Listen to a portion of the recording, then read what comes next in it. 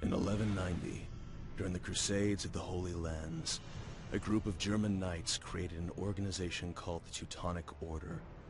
Despite enjoying the plunders of war and conquest, the ultimate ambition of the order was to create its own state. After a failed attempt in Hungary, which resulted in their exile in 1225, the knights made yet another attempt in Prussian and Polish lands in 1228. Their official assignment was to Christianize the pagans living in there. To do so, the knights led a cruel and devastating religious war.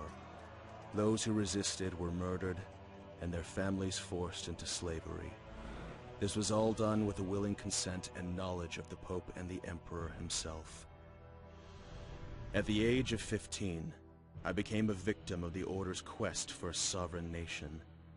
I was taken away and sent to Magdeburg, where I was forced to convert and publicly baptize for the sake of their propaganda.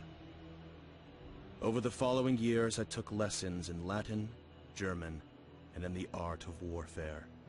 I became acquainted with the rules of the Order and was brought up as a follower of Catholicism and a devotee to God. During training, it became clear I had a talent for battle, though this talent would soon become my curse. The knights, having noticed my prowess for combat, ordered me to conquer all of Prussia. Madness, I thought. Yet as a Prussian nobleman, I knew the language of the people, and already had their trust. But at the time, I didn't know the knights would eventually ask me to betray my kinsmen. My journey began when I was called to meet the eminent knight brother Conrad von Tierberg. He had sought me out for my guidance in order to resolve a conflict with one of their more stubborn Prussian tribes. My tribe. My own.